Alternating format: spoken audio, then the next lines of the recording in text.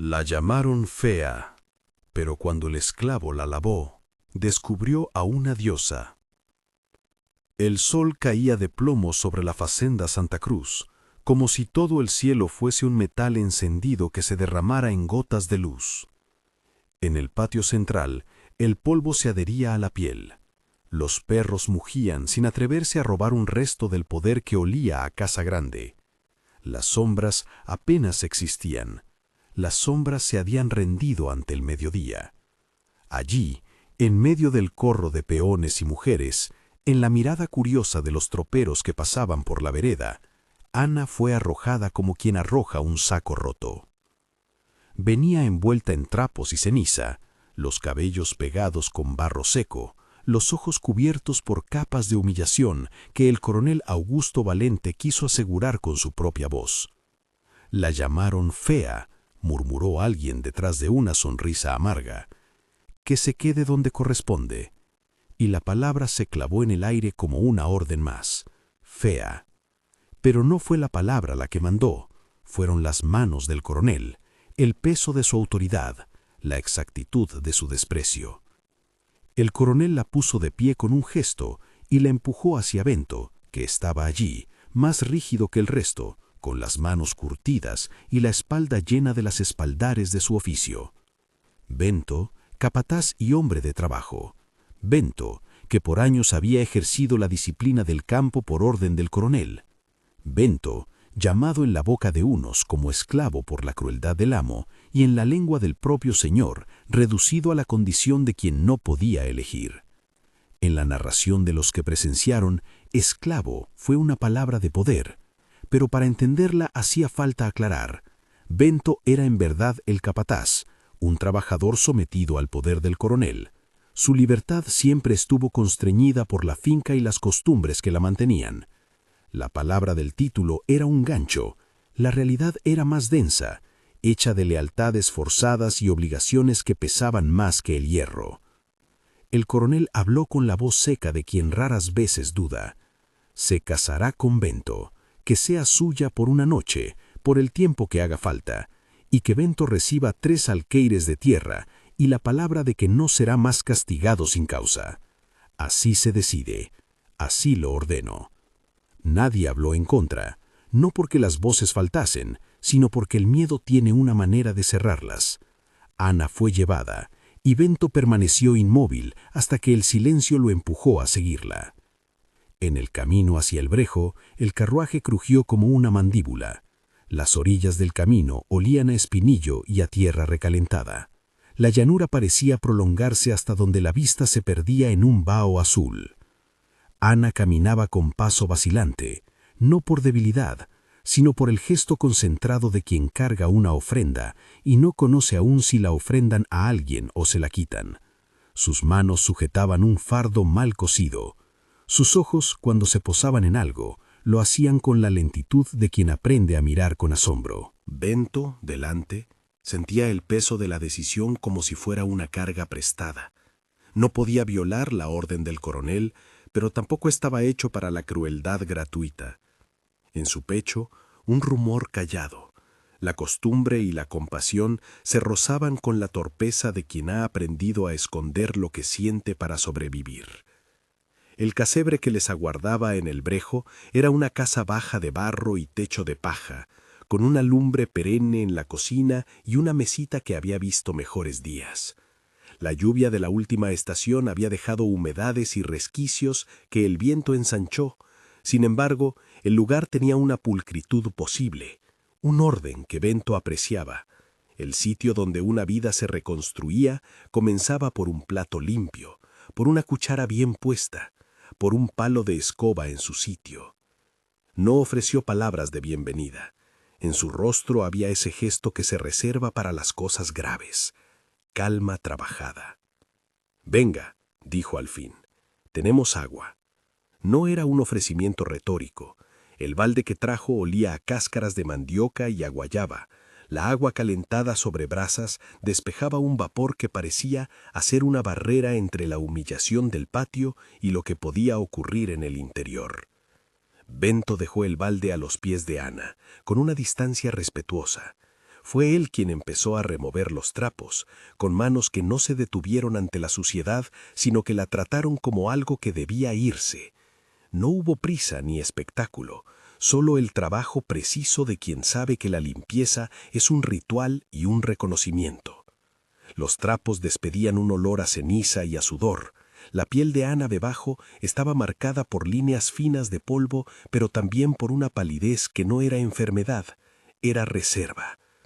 Los ojos de Bento la observaron con una lentitud nueva, sin la familiaridad del soldado ni la distancia del capataz. Era la mirada de alguien que, en la repetición diaria del gesto, descubre una pregunta. La agua se tornó gris al inicio, con los restos de la ceniza que se desprendía. Bento frotó con un trapo y cada pasada liberaba un poco más de verdad. Aproximó la toalla como quien acerca una ofrenda y la retiró sin mirar demasiado la desnudez. No era curiosidad, era servicio.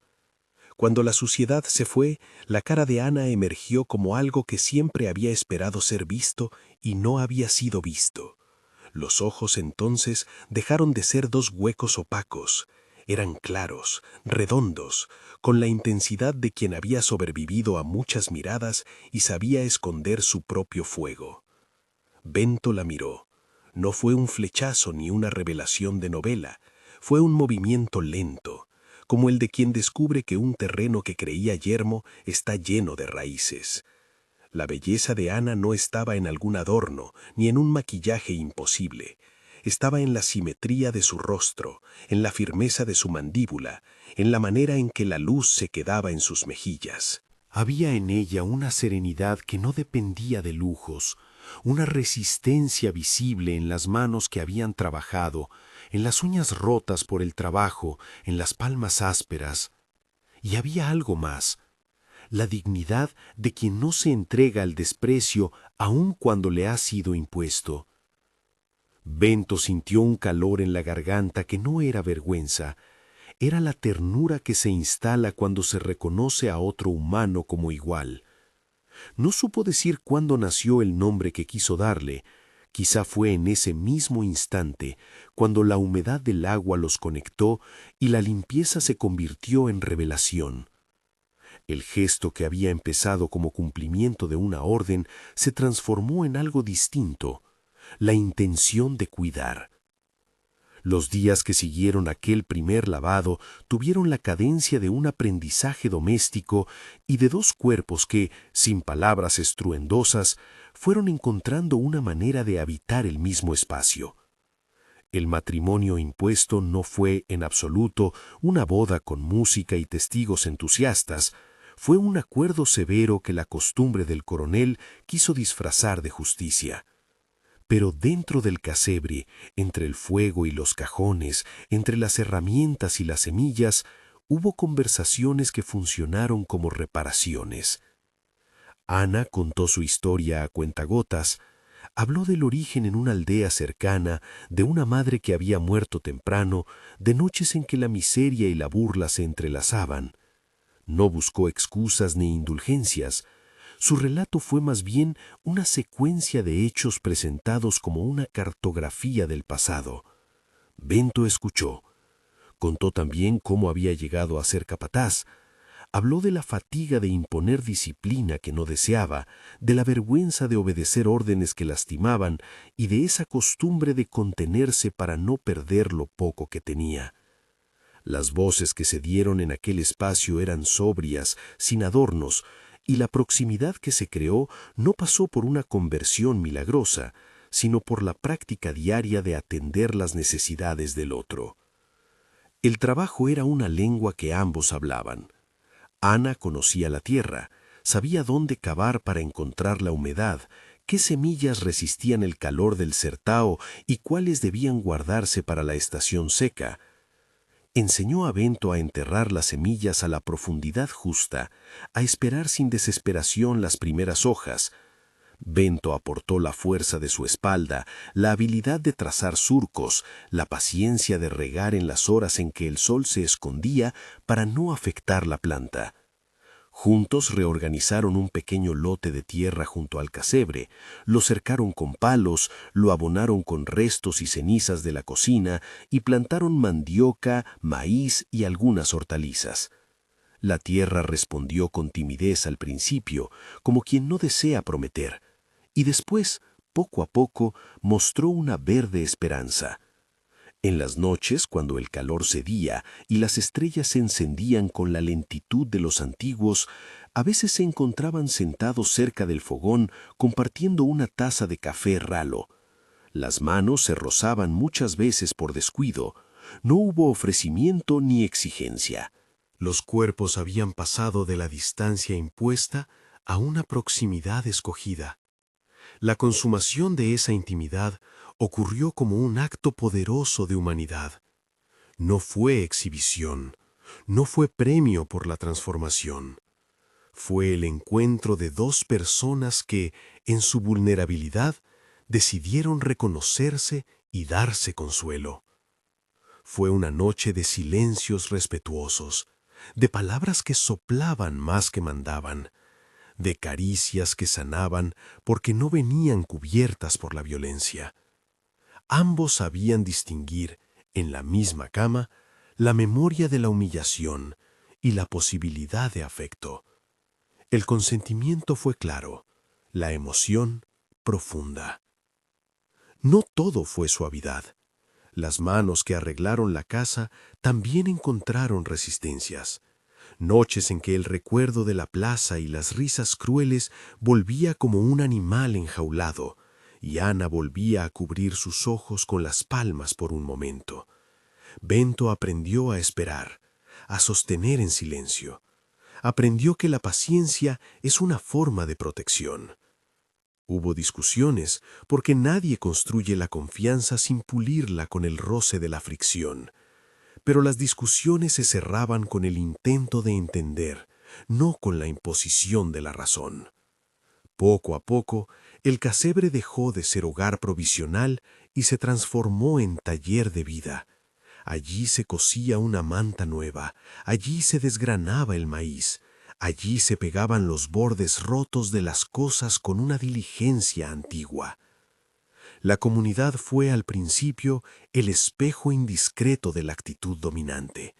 Los vecinos comentaban a media voz. Los tropeiros que pasaban por la vereda levantaban la ceja. Algunos, perversos, aún repetían la etiqueta cruel. Pero la naturaleza tiene una paciencia que supera a la murmuración humana. Los primeros brotes en el pequeño huerto fueron un argumento. Las hortalizas generosas terminaron en manos de quienes ese tiempo necesitaron, y la ayuda silenciosa de Ana a las señoras que pedían un remedio para un niño enfermo creó un rumor de utilidad. La gente del lugar empezó a mirar de otra manera a la casa del Brejo, y en los ojos de algunos ya no estaba la burla, sino la curiosidad. El cambio no se midió en la belleza que atrae, sino en la autoridad que se forma cuando alguien demuestra competencia y bondad. Ana hablaba con firmeza sobre cómo conservar el agua, sobre cuándo cortar los brotes enfermos. Sus palabras se sostuvieron en hechos. La tierra dio razones. Bento se encontró, sin buscarlo, convertido en un hombre menos temeroso de su propia voz. Defendía la parcela con naturalidad, daba órdenes a los jornaleros cuando hacía falta y lo hacía sin la violencia teatral del coronel, con la calma del que confía en el resultado del trabajo. Fue entonces cuando, una mañana, uno de los tropeiros que había pasado por la facenda volvió con una historia pequeña, como suelen ser las primeras brazas de la rumorología. Visité el Brejo y vi los surcos bien hechos. No parecía la casa de la que hablábamos. Otra vecina repitió la anécdota en la misa dominical. Las palabras circularon y se hicieron manos que palpan el terreno con curiosidad. ¿Es la misma Ana?, preguntaron algunos. La pregunta llevaba consigo una sorpresa que ya no era insolente. Era la sorpresa de quien reconoce que el mundo no es fijo y que las personas pueden rehacerse. En la casa grande, la noticia no tardó en arribar. Dona Serafina, la esposa del coronel, oyó al principio por el rumor de sus criadas, después por la crispación que le causaba el poder que su marido ostentaba, y que, por primera vez, parecía flaquear ante una reconfiguración inesperada. Serafina observó con una mirada que mezclaba envidia y herida. Ella había representado durante años la conservación de las formas, la casa arreglada, el protocolo, las invitaciones. Ver que una mujer que había sido arrastrada a la vergüenza ahora cultivaba con eficacia era más que una afrenta, era una amenaza a la narrativa que la había sostenido. El coronel, hombre de manos firmes y de rostro siempre impecable, no se había enterado todavía de las pequeñas rebeliones del Brejo. Pero la vida tiene maneras de poner en contacto lo que se pretende separar. Un peón regresó con la noticia de las calabazas abundantes. Un carrete de madera, con una sonrisa en el borde, dijo al pasar: «Dicen que Ana hasta da órdenes a los que van a arar». La palabra ordena quemó la tranquilidad del coronel cuando llegó. En su mente, que había aprendido a ver el mundo como jerarquía inmutable, la imagen de una mujer que prospera fuera de su esfera era intolerable. Mientras tanto, en la casa del Brejo, el ciclo de estaciones establecía su ley. Las lluvias que llegaron no fueron abundantes, pero lo suficiente para que las semillas que Ana había elegido resistieran. La mandioca se alargó en paciencia. Las hojas del maíz se desplegaron como manos agradecidas. Por las noches se oía desde fuera el rumor de que en aquella parcela había vida que no pedía permiso. Para Bento y Ana, la prosperidad era, sobre todo, la posibilidad de sostenerse sin mendigar la aprobación que antes exigía el corolario del desprecio. Se sentían dueños de su propio tiempo, aunque supieran que la electricidad de la vida común podía volver a cortar su hilo, en cualquier momento. En un atardecer en que el cielo se abría en un espejo de fuego, Ana se sentó en la puerta y miró la tierra con la calma de quien lee un libro ya conocido. Bento la alcanzó con 2 vasos de agua y se sentó a su lado. Ambos contemplaron el horizonte que se estiraba, con las colinas como suaves montículos.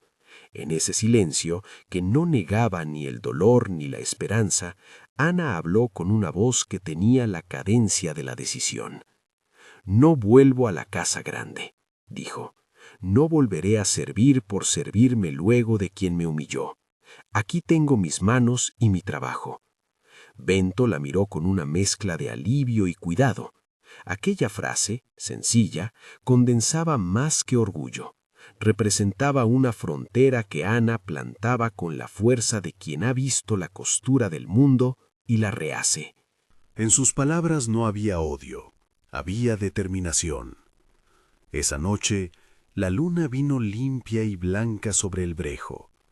El caso donde antes se había visto la sombra del mandato, ahora alumbraba una posible libertad. Pero las semillas de la rumorología ya germinaban fuera de sus cercas. Las bocas que antes habían reído empezaban a calcular. La casa grande no tolera bien que sus márgenes crezcan. El anuncio llegó de forma casi anodina. Un mensajero con botas embarradas intentó medir el orgullo del coronel con una frase envenenada.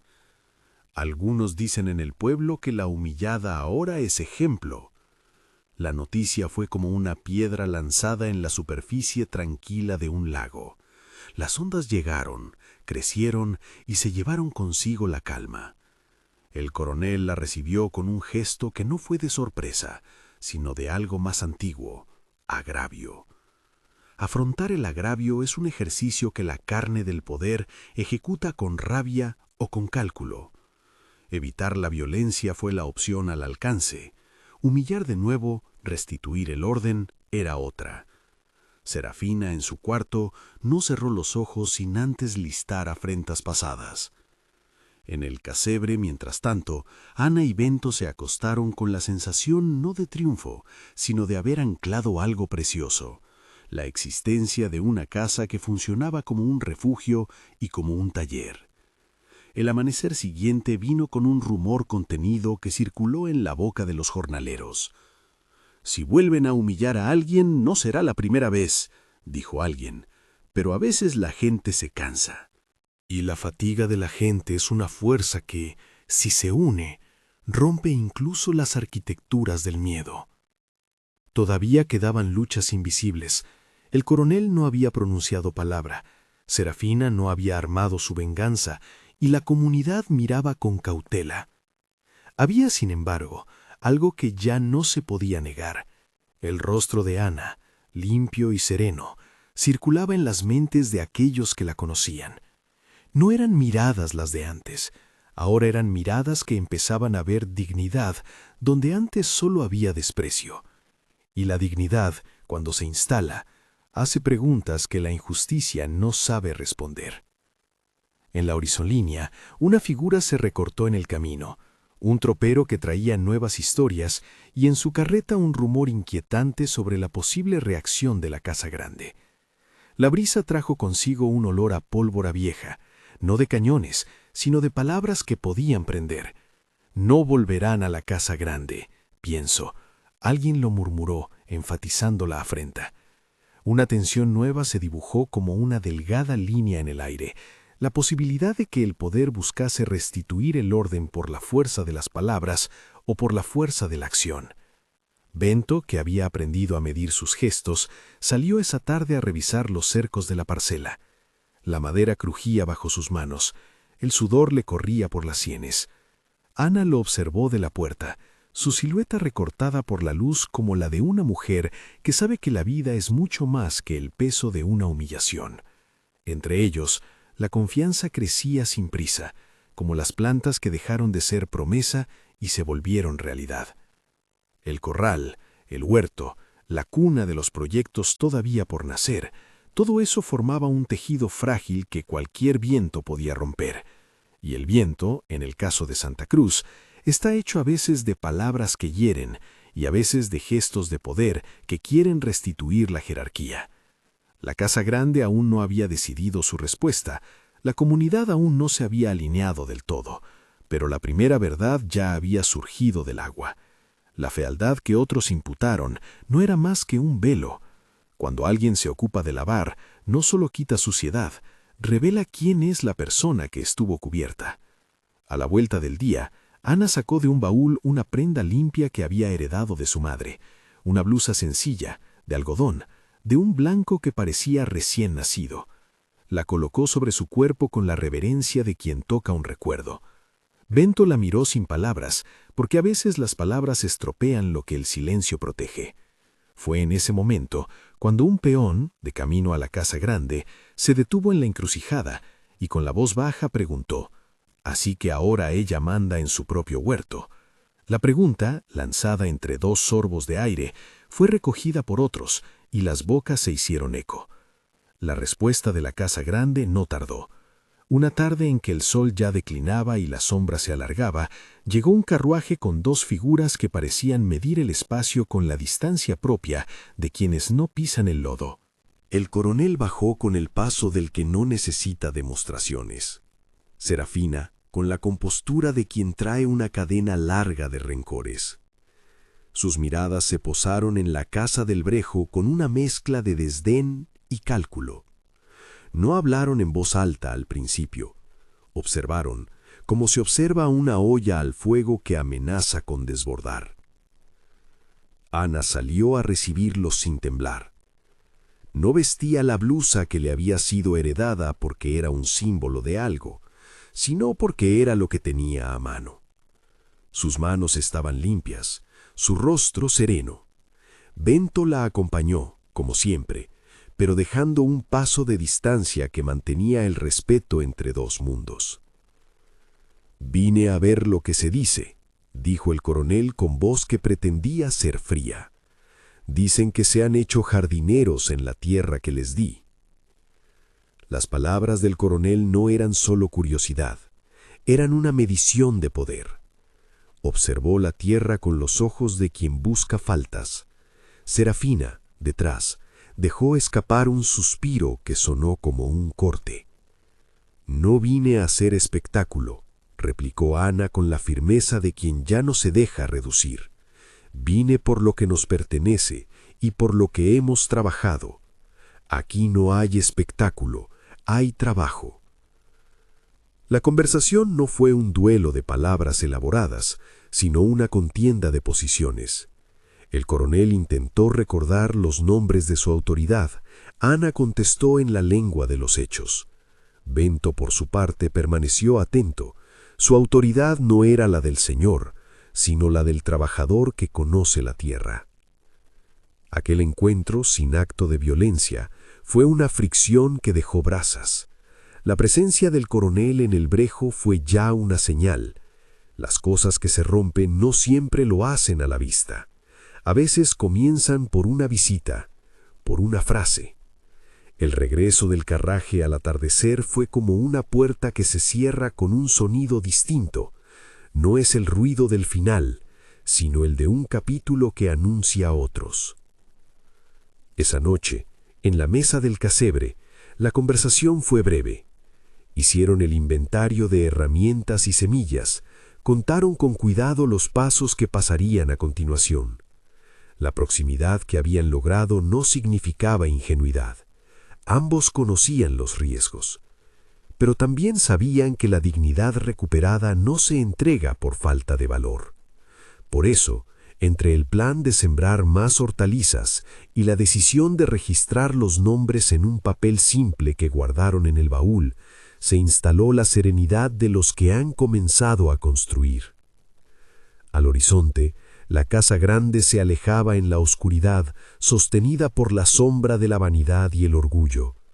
Pero el rumor, ese rumor con el que la comunidad mide a sus héroes y a sus villanos, ya no era un rumor pequeño. Corría como un hilo que empezaba a tirar de una tela mayor, la tela del reconocimiento social, que cuando se teje, puede cambiar la estatura de un hombre o de una mujer. Al cerrar los ojos, Ana pensó en la primera vez que alguien la había mirado sin desprecio. No fue el agua la que la salvó, ni la cama la que la redimió. Fue la mirada que la reconoció. Esa mirada fue la que cambió el rumbo. Y que ahora ese cambio pusiera en tensión a la casa grande no hacía más que confirmar lo esencial. Nadie teme a lo que se mantiene en su lugar. Lo que asusta es lo que puede crecer por sí mismo. Todo quedaba por jugarse. En la distancia, la figura del coronel se dibujó contra la noche como un fantasma que aún podía dar la primera palabra. En la casa del brejo, la llama del fogón parpadeó con ritmo estable, y en ese parpadeo, en ese momento de asustada calma, comenzó a trenzarse una pregunta que pendía sobre todos. ¿Qué ocurre cuando el desprecio se encuentra con la paciencia del trabajo? La respuesta todavía no estaba escrita, pero los surcos en la tierra ya hablaban. La respuesta todavía no estaba escrita, pero los surcos en la tierra ya hablaban. Y la tierra, cuando empieza a decir algo, insiste hasta que alguien escucha. Las semanas se fueron en el ritmo de las labores, los riegos a la hora en que el sol se despereza, las noches en que la luna sirve de lámpara para coser un botón, las manos que aprenden a medir la lluvia como si fuera una moneda. Con cada giro del calendario, el huerto creció en argumentos. Calabazas redondas como panes, hojas de maíz que batían contra la brisa como banderas, un corredor de mandioca que olía a harina recién molida. Ana anotaba todo en su libreta: fechas de siembra, meses de luna, rutinas de cuidado. Esa libreta se convirtió en su mapa y, sin pretenderlo, en una especie de testimonio. No eran papeles que reclamaran venganza, eran pruebas de trabajo, de constancia, de que lo que allí florecía no era fruto de una ocurrencia, sino de disciplina. El embarazo llegó como una noticia serena. Ana lo dijo una tarde sin dramatismos, mientras doblaba una manta todavía húmeda. Abrió la mano y la apoyó en la curva de su vientre como quien toca un secreto ya sabido. La noticia corrió por el brejo en susurros que olían esperanza. Para Bento, la alegría fue calma concentrada. Aprendió a leer el silencio de ella, a entender los cambios en su apetito, a hacer más suave la cama con ramas tiernas donde pudiera recostarse sin que el suelo le recordase siempre la dureza de la faena. El anuncio del hijo no fue una promesa que borrara el pasado, fue más bien una razón para seguir. Cuando Miguel nació, la comunidad acudió con discreción. No hubo grandes fiestas. La vida de campo celebra con la sobriedad de quien comparte lo que tiene. Una vecina trajo una olla de caldo, otro una mantilla hecha a mano. Se habló de que el niño tenía los ojos de su madre y la frente del padre. Se dijo también, en voz baja, que en su llanto había una herencia de lucha. Miguel fue aceptado por quienes veían en su pequeño pecho el signo de que el casebre no era ya un lugar de vergüenza, sino un núcleo desde el cual otras cosas podían empezar. Con el nacimiento vino también la oportunidad de hacer visibles las palabras del coronel. La promesa, la suya, aquella que se había dicho al calor de la humillación, había sido escuchada por algunos testigos. Cuando el rumor de la prosperidad alcanzó la casa grande, un antiguo peón recordó la escena y nombró en voz alta lo que el coronel había jurado. Fue entonces que apareció el hombre de los papeles, el escribano del pueblo, con un folio sellado y una caligrafía que olía a tinta y a obligación. No hubo audiencia pública ni escena aparatosa. Alguien, tiempo atrás, había transcrito la noche del acuerdo, con la seguridad de que la palabra, aún dicha por quien ostenta el mando, tiene peso si alguien lo anota. El documento no llegó como una espada, llegó como una llave posible. Para la casa grande, los papeles fueron un espejo. Serafina los miró con la expresión de quien intenta recordar una lección que nunca quiso aprender, que la mera posesión no basta para mantener el prestigio cuando lo que se disputa es la dignidad. El coronel, en cambio, hizo un gesto de fastidio que descubría algo más que enfado. Detrás de su compostura, la idea de que el mundo debía permanecer inmóvil le resultaba insoportable. Si su palabra escrita obligaba a aceptar que 3 alqueires habían sido concedidos a Bento, la lógica de su mando se debilitaba. No se trataba solo de tierra, era la confirmación de que sus órdenes podían producir algo que escapase a su control. La tensión creció con silencios largos. No hubo órdenes de desalojar ni golpes. El poder de la hacienda comenzó a corroerse en el terreno de la persuasión. Serafina, resentida y afilada, intentó restaurar la jerarquía por otros medios. Cortó atenciones, hizo que algunas criadas dejaran de hablar con quienes iban al brejo, usó la autoridad simbólica para aislar. Pero el aislamiento se topó con una fuerza que el orgullo no siempre prevé, la solidaridad minuciosa de los que han sentido hambre y saben repartir lo poco con justicia. Los vecinos empezaron a pasar la palabra. Quien antes reía, ahora cedía semillas. Quien antes miraba con desprecio, ahora preguntaba por consejos de cultivo. Hubo, como era lógico, quien todavía murmuraba. Un viejo, con memoria antigua, repetía la etiqueta cruel que una vez se pegó a Ana como una herida. Pero esos murmuros se fueron apagando frente a la evidencia de manos que sabían del grano y de labios que consagraban remedios. La autoridad del trabajo demostró ser más persistente que la autoridad del insulto. La casa grande no detuvo sus movimientos. Una mañana, el coronel envió mensajeros con actos que pretendían ser formales. Una invitación fría, una solicitud de audiencia, palabras mecánicas que trataban de coser la vieja tela de su prestigio. Ana fue a la cita sin ostentación. No fue una marcha de triunfo, fue una salida medida, la elección de quien comprende que la dignidad no necesita pomposidad para existir. Bento la acompañó como siempre, no como sombra, sino como compañero. Al entrar en el patio de la casa grande, las miradas se volvieron inevitables. No todas eran de desprecio. Algunas poco a poco se templaron en curiosidad. El encuentro no fue un duelo de gritos. Ana habló con la calma de quien tiene pruebas y carencias al mismo tiempo. No buscó humillar. Expuso su posición con frialdad protectora. El trabajo, la tierra y la firma, si es que haría falta, que reforzaba una promesa ya realizada. Allí, ante la mesa, el coronel puso su mano en lo que la ley pudiera exigir, y por un instante permitió que el gesto hablara de su propia contradicción. Prefirió, en voz baja, referirse a un arreglo que pudiera salvar su honor, conservar cierta distancia, respetar la labor, aceptar una frontera trazada en la tierra. No fue una humillación pública del coronel, fue más bien la evidencia de que el orgullo no siempre se corona con victoria.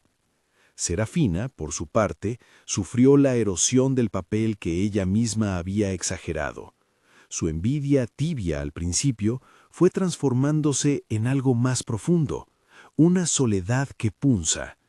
La mujer que había vivido muchos años construyendo un decorado, vio cómo su papel quedaba desplazado por la eficacia de otra clase de autoridad, la del cuidado.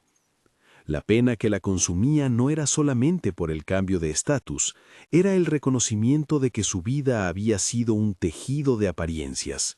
No hubo gritos, sino noches en las que la casa grande se volvía más vasta y más vacía. La restitución formal de las tierras llegó como la conclusión prudente de una temporada. El escribano local, acompañado por un cura que conocía la historia de las familias del lugar, trajo un papel que sin ceremonias dejó asentado lo que la tierra ya mostraba. Ana y Bento colocaron en el baúl el documento con la misma naturalidad que guardaban semillas, no como trofeo, sino como instrumento. No fue la coronación de una venganza, fue la formalización de una realidad que la vida había forjado con manos honestas. La palabra restitución sonó mejor cuando no la acompañaba el deseo de destruir a nadie, sino el afán de asegurarse un lugar propio. La comunidad celebró, no con pompa, sino con la satisfacción serena de quien vio cómo un orden injusto se ajustaba un poco. Miguel aprendió, desde pequeño, que su nombre era tejido de raíces y que la noria de la vida se movía con la cooperación. Aprendió a recoger semillas, a bañar a un cerdito con la misma delicadeza que su madre había sido bañada por Bento. Aprendió a mirar a los otros sin prisa. Con el paso de los años, la prosperidad del Brejo se volvió marcha paciente. Ana y Bento construyeron no solo para su propio presente, sino para el porvenir. Mejoraron la cerca, sembraron un árbol frutal que tardó en dar, pero que cuando lo hizo, proveyó dulces inviernos. Llegó luego la hija que Ana había esperado en alguna parte del silencio, una niña nacida en medio de la calma, que los vecinos vinieron a ver y a la que le pusieron nombre como quien pone buena semilla. ¿Y el coronel? El tiempo tiene maneras de disipar a los hombres que se sostienen solo por el rumor de su autoridad. Su hacienda, férrea durante años por la fuerza y la voluntad, vivió un lento desgaste. Hizo lo que pudo por sostener su semblante, le dio órdenes a quienes podían escucharle, reclamó respeto en las fiestas formales, recibió visitas que más parecían gestos de protocolo que muestras sinceras de afecto. En su interior, quizás, germinó una mezcla de orgullo y remordimiento. Vio cómo su esposa se consumía en pequeñas hostilidades. Comprobó que la casa ya no era centro indiscutible de la comarca. No hubo escenas de catástrofe. Hubo, en cambio, un apagamiento discreto, esa forma de ocaso que no dramática, sino lacerante. Con los años llegó también la oportunidad para la palabra que libera. En una tarde en que el sol no quiso ser cruel, el coronel volvió al Brejo. Esta vez no vino con la ordalía del poder, sino con la fatiga de la edad. Se plantó a cierta distancia y saludó sin retóricas. Ana lo miró con la calma de quien guardó su propia verdad. No buscó venganzas públicas. Su voz, cuando habló, fue una ofrenda de claridad. «No te deseo mal», dijo. «No olvido, pero no quiero que tu sombra gobierne mi día». La frase tenía la firmeza de la autonomía. La compasión que llamamos perdón no apareció como gesto teatral, apareció como decisión que libera. Ana no necesitó humillar al coronel para afirmarse, y no lo hizo. Bento, a su lado, dio un paso que era menos defensa que testimonio. Confirmó con su presencia que la casa del Brejo había nacido de un trabajo en común. El coronel se marchó con una mirada que no fue de ira, sino de derroca. Algunos dijeron que sintió remordimiento, otros que simplemente entregó su tiempo al olvido. La historia no necesitaba convertir su final en una lección sonrojante. Bastó con que el peso de la propia conducta fuese su propia condena. Serafina, por su parte, envejeció en la distancia y en la soledad que su agudeza había cavado. Su vida, conservada en retazos de protocolo, fue reduciéndose hasta que una mañana dejó de aparecer en las cenas y su voz dejó de ser la que dictara normas.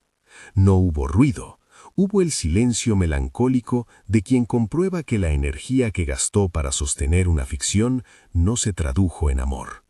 Los años encontraron a Ana y Bento haciendo lo que habían hecho siempre, cuidando la tierra, educando a los suyos, contando la lluvia. Miguel creció con la sencillez de quien ha conocido el contraste entre la burla y la dignidad. Llegó a ser hombre respetado y trabajador, no porque heredara títulos, sino porque cultivó paciencia. Con su hermana, la vida del Brejo se consolidó en una red de afectos y oficios que se completaban. En las fiestas del pueblo no hubo un momento de pompa. Hubo, sí, una mesa larga donde la gente se sentaba sin importar en qué casa habían nacido. Con el tiempo, Ana y Bento envejecieron juntos. Sus cuerpos llevaron las marcas de las estaciones, manos con labores inscritas en las palmas, rostros surcados por arrugas que no borran la belleza. Una belleza distinta, hecha de costura y luminosidad. Se sentaban muchas tardes a la sombra de aquel árbol frutal y miraban cómo sus nietos jugaban con la misma tierra que les había dado pan. A veces, Ana pasaba la mano por la frente de Bento, y no era una caricia de femenino o masculino, sino el gesto de quien cuida a quien cuidó siempre. Una vez, en una de esas conversaciones con la saliva de lo cotidiano, Bento recordó la primera vez que lavó a Ana. Fue una remembranza sencilla. Recordó el agua que se volvía gris y luego limpia, la sorpresa que fue descubrir un rostro que la gente no había visto, la ternura que se instaló sin que nadie la ordenase. Ana lo miró y rió sin burla. Era una risa que guardaba agradecimiento. «Nos trajo la vida», dijo ella, «no el agua sola, sino quien la dio con cuidado». En su vejez, Ana tomó la costumbre de visitar la pequeña capilla del pueblo. No buscaba consuelo en sermones grandilocuentes, iba a agradecer. Allí, en la modestia del santuario, habló en voz baja con quienes por necesidad la buscaban. Decía, sin orgullo, que perdonar había sido una decisión difícil pero liberadora. No borró el pasado, no pidió que fuera olvidado. Dijo que eligió la libertad sobre la venganza, porque la venganza, al fin, solo multiplicaría la cadena de heridas. Sus palabras no eran moralinas, eran invitaciones a la sensatez. El final del coronel fue discreto. No hubo gran escena de arrepentimiento público. Su vida declinó como quien guarda una vela en un brazo cansado. Cuando murió, algunos recordaron su nombre con el matiz de todo lo que había sido: autoridad, poder, también limitación humana.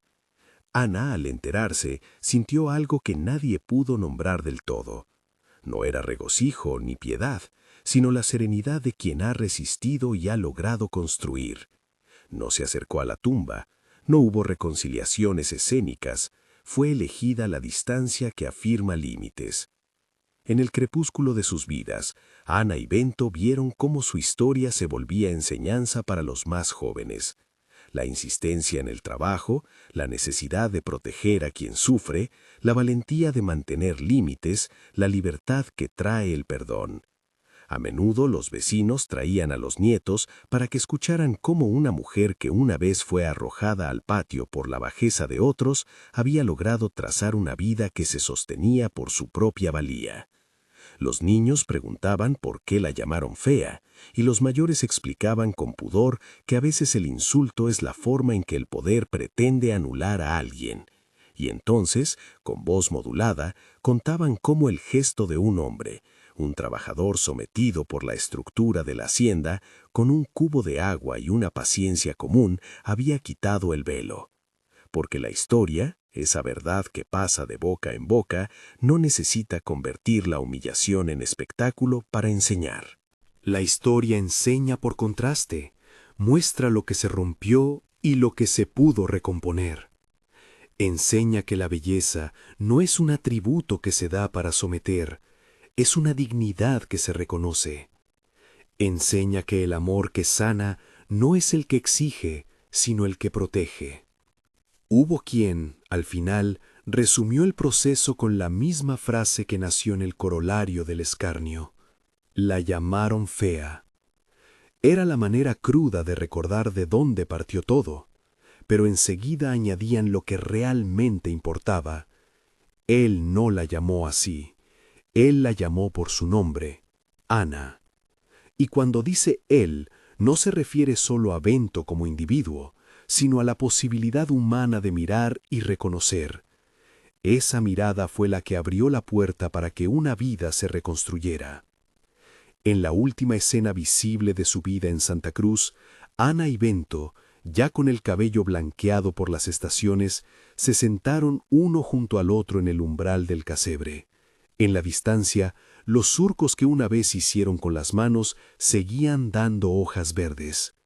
Miguel, con arrugas incipientes en sus manos, paseaba a sus propios hijos por la parcela. El sol caía con la misma contundencia que había iluminado la humillación años atrás, pero ahora la luz parecía menos cruel, más habitada. Ana apoyó la cabeza en el hombro de Bento y respiró la brisa que traía olor a tierra mojada. «Mira», dijo él, señalando el huerto, «todo esto nos lo dio el trabajo». «Y la mirada», respondió ella, «no olvides la mirada».